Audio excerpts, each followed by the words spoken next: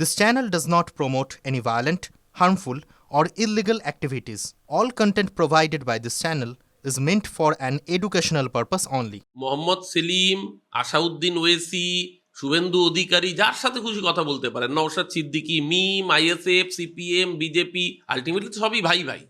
ওনার যদি এতই ক্ষমতা থাকতো তাহলে 2019-এ ওরকম গুহারা হাঁটতেন না, কার্যত জামানত খোয়াতে খোয়াতে বেঁচেছিলেন। সুতরাং হুমায়ুন কবিরের যে নিজস্ব কোনো ভোট ব্যাংক নেই, এবং হুমায়ুন কবিরের যদি নিজস্ব হাওয়াই থাকতো, 2012 সালে যখন উনি কংগ্রেস ছেড়ে এসেছিলেন, বাই ইলেকশনে জিততে পারেননি কেন? মমতা ব্যানার্জি তো আপনাকে মন্ত্রীও করেছিল। মমতা ব্যানার্জি আপনাকে মন্ত্রী করেছিল, 6 মাস মন্ত্রী ছিলেন। মন্ত্রী থাকা বাই ইলেকশনে তারপরে জিততে পারেননি, তাহলে ওনার কিসের গ্রহণযোগ্যতা আছে মুর্শিদাবাদের মাটিতে? কাদের নিয়ে এই গীতা পাঠ? এই গীতা পাঠের উদ্দেশ্যটা কি? এই গীতা পাঠের উদ্দেশ্য, ভারতবর্ষের বুকে গীতা হচ্ছে সারা পৃথিবীর অন্যতম মহৎ ধর্মগ্রন্থ, যেই ধর্মগ্রন্থ শিক্ষা দেয় ন্যায়ের, যেই ধর্মগ্রন্থ সত্যের শিক্ষা দেয়। গীতা কখনো রাজনৈতিক অস্ত্র হতে পারে না। গীতা পাঠ আমাদের ধর্মাচরণে স্বীকৃত। গীতা পাঠ করলে হিন্দু ধর্মে পুণ্য অর্জন হয়। সেই গীতাকে নিয়ে যারা রাজনীতির আঙিনা এনেছেন, সনাতন ধর্ম যদি সত্যি সত্যি তার অস্তিত্ব থেকে থাকে, সনাতন ধর্মে বিশ্বাস ঈশ্বরের প্রতি যদি থেকে থাকে, তাহলে সেই ঈশ্বরই এই ধর্মাচরণের নাম করে রাজনীতিকারীদের সমূলে বিনাশ করবেন। বিজেপি চাপে রয়েছে, বোঝা যাচ্ছে। ঠাকুরনগরে নিতে হচ্ছে কেন? কারণ মতুয়াদের নাম এসআইআর সবচেয়ে বেশি বিপদের মুখে। আজকে মোদিজি এসে বললে সেই বিপদ একদিনে কেটে যাবে তা নয়, কারণ ইতিমধ্যে এসআইআর এর প্রসেস কমপ্লিট হয়ে যাচ্ছে ফর্ম জমা নেওয়ার। স্বাভাবিকভাবেই যাদের ফর্ম জমা নেবে হবে, কিন্তু লিঙ্কেজ পাওয়া যাবে না, তাদের নাম বাদ যাবে এবং তাদেরকে ডিভোটার করা হবে।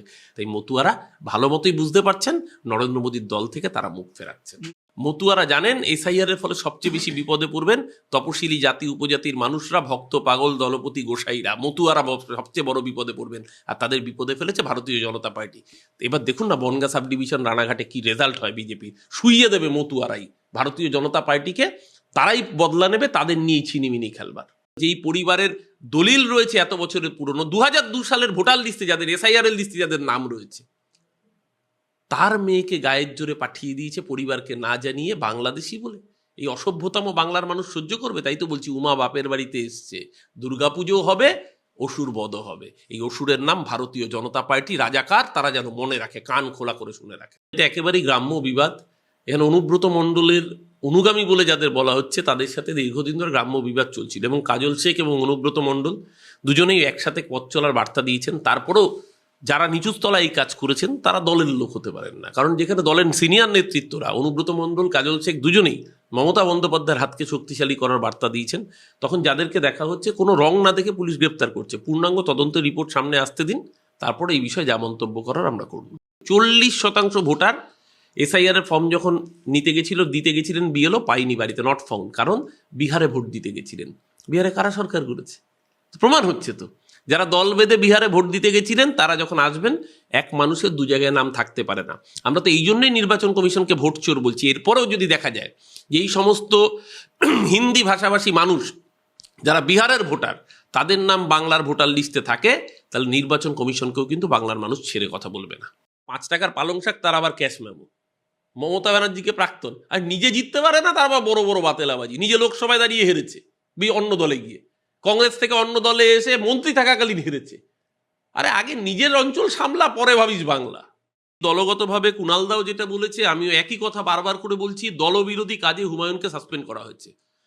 ববি হাকিম একজন সংখ্যালঘু সম্প্রদায়ের ধর্মনিরপেক্ষ মানুষ। ববি হাকিম বা যে কোনো সংখ্যালঘু মানুষের কাছে আপনি গিয়ে প্রশ্ন করুন, বাবরি মসজিদ তাদের কাছে একটা আবেগ, একটা আলাদা শ্রদ্ধার জায়গা। বাবরি মসজিদটা ছেলে খেলা করার জায়গা নয়। উনি যদি দলবিরোধী কাজই করে না থাকেন, তাহলে যেদিনকে ওনাকে বহিষ্কার করা হলো, সেদিনকে উনি তার আগে কি করে দলের সিম্বল তৈরি করে থাকেন? তার আগে কি করে 31 জনকে নিয়ে কোর কমিটি তৈরি করে থাকেন দলের আভ্যন্তরীণ? তার মানে উনি দলে থেকে দলবিরোধী কাজ করছেন, উনি নিজেই অন ক্যামেরা স্বীকার করেছেন। বাড়ি তো বিয়েতে রেজিনগরে, বিধায়ক ভরতপুরের, তাহলে রেজিনগর বা ভরতপুরে মসজিদ নয় কেন? বেলডাঙ্গায় কেন? কারণ কার্তিক মহারাজের সাথে হাতে হাত মিলিয়ে দাঙ্গা লাগাতে সুবিধা হবে বলে?